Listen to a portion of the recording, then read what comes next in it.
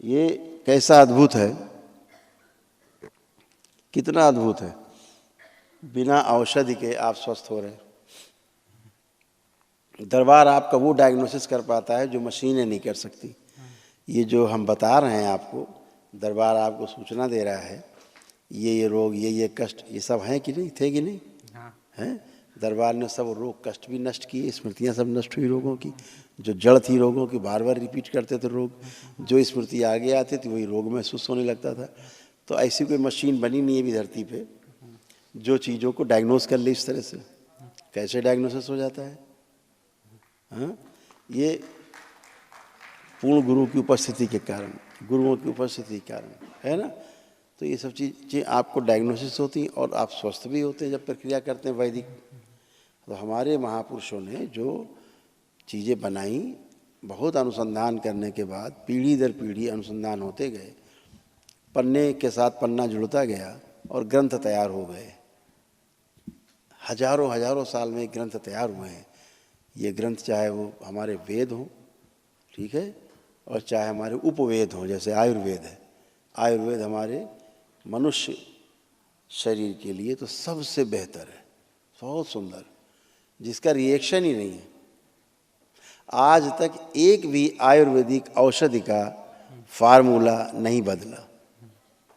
जितनी classical medicines हैं, जितनी औषधियाँ हैं, शास्त्रोक्त शास्त्रीय औषधियाँ हैं जो आयुर्वेद में बताई गई, आज भी एक फार्मूला इन 10,000 साल में किसी औषधि का नहीं बदला। अगर त्रिफला कहा गया तो हर बहेड़ा आंवला, 3 चीज़ें हैं। ऐसा त्रिफला नहीं बताया गया कि एक चीज़ कम हो जाए। हम छोटी बात कर रहे हैं, बहुत छोटी बात कर रहे हैं, है ना, है सुंदर। हाँ गुरुजी। तो ये पूर्णता को देख करके ये सारा अनुसंधान हुआ। अनुसंधान हो गया है, रिसर्च आप उस पर करते रहो, कम ज़्यादा घटाओ बढ़ते बढ़ाते जाओ, अलग इशू है, लेकिन अनुसंधान तो हो चुका। रिसर्च में संभावनाएं बनी रहती, बार बार बदलता रहता है फार्मूला, लेकिन जो अनुसंधान हो गए उनमें कभी बदलते नहीं फार्मूले। और आयुर्वेद ऐसा ही उपवेद है। स्वामी रामदेव जी जो कर रहे हैं, जो आज तमाम आसुरी शक्तियाँ उनको दबाने की जो कोशिश कर रही हैं, ये सब आसुरी शक्तियाँ हैं जो ऐसा चाहती हैं कि आयुर्वेद ना चले, आयुर्वेद आगे ना आए, क्योंकि ये व्यक्ति को पूरा स्वास्थ्य प्रदान करती हैं बिना कोई शरीर को, मन को नुकसान पहुंचाए बिना। तो स्वामी रामदेव जी जो कर रहे हैं, अद्भुत काम कर रहे हैं। और वो काम कर रहे हैं जो सबसे सस्ती दवाइयाँ आयुर्वेद में रामदेव जी की। हम भी जब आयुर्वेद पे सब यहाँ अस्पताल था, सब लोग काम करते, तमाम डॉक्टर थे यहाँ, सब करते थे, तो तमाम औषधियाँ आती थी पतंजलि से।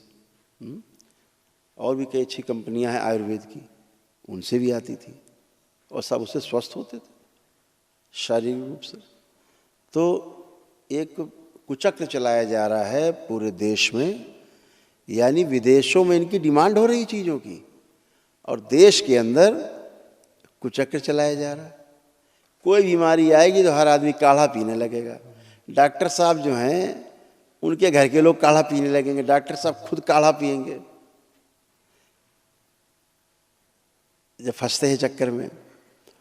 और मैंने तो देखा, जब हम आयुर्वेदिक उपचार भी हमारे यहाँ होता था, तो अच्छे अच्छे डॉक्टर जो हमारे कुछ मित्र भी होते थे एलोपैथी में भी, हाँ, वो लोग भी यहाँ उपचार कराने आते थे और सब स्वस्थ होते थे। भूरी भूरी प्रशंसा करते थे आयुर्वेद की, कि आयुर्वेद ऐसा भी होता है। अरे आयुर्वेद ऐसा नहीं होता, आयुर्वेद जैसा है वैसा ही होता है ना, कुछ ऐसा नहीं था। तो चीज़ें खराब करते गए, लोगों को नुकसान पहुंचाने वाली पद्धतियों ने देश में जड़ें जमा ली। नाना प्रकार के केमिकल खिलाए जा रहे हैं। रोग है नहीं, दवा खा लो। आप जितने असाध्य रोग हैं, मैं गिनाऊं लाइन से, चाहे डिप्रेशन हो, चाहे एंजाइटी डिसऑर्डर हो, चाहे बाइपोलर डिसऑर्डर हो, चाहे सिजोफ्रेनिया हो, चाहे डिमेंशिया हो, मल्टीपल स्क्लेरोसिस हो, चाहे ओसीडी हो, चाहे स्प्लिट पर्सनालिटी हो, चाहे डुअल पर्सनालिटी हो, चाहे बॉर्डरलाइन पर्सनालिटी डिसऑर्डर हो, जितने ऐसे रोग हैं जिनकी औषधियाँ ही नहीं है, संसार में नहीं है, लेकिन आयुर्वेद में है।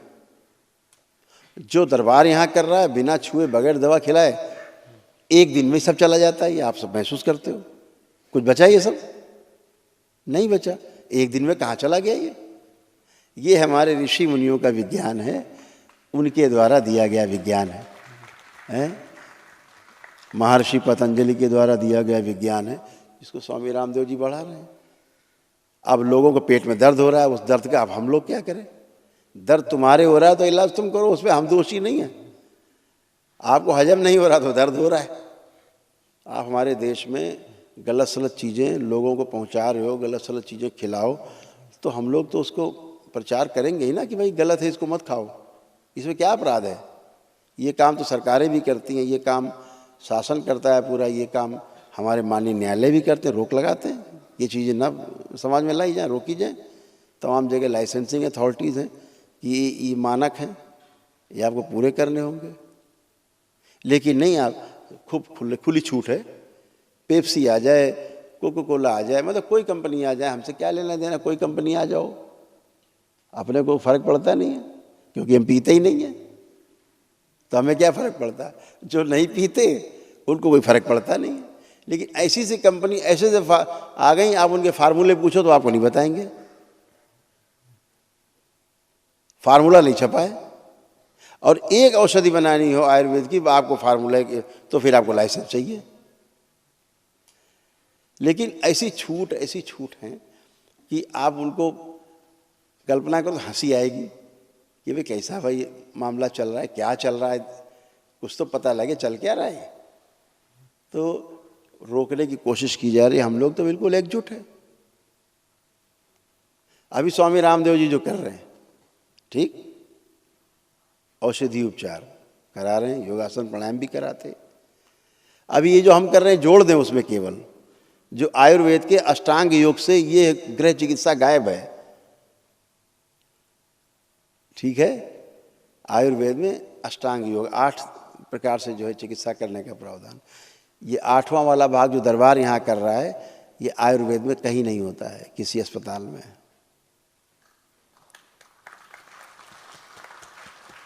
ठीक है, जो दरबार यूं चुटकी में कर देते हैं। अब सोचो आयुर्वेद और ये सब जुड़ जाए तब बात कहाँ तक जाएगी?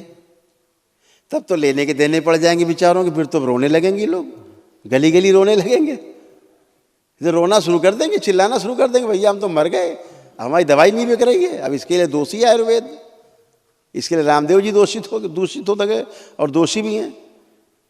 अब काहे कोस हो गए? सोचो, आयुर्वेद इतना वृहद विज्ञान है जो रोगों से छुटकारा दिलाता है और नए रोग पैदा नहीं होने देता है, वो है आयुर्वेद है।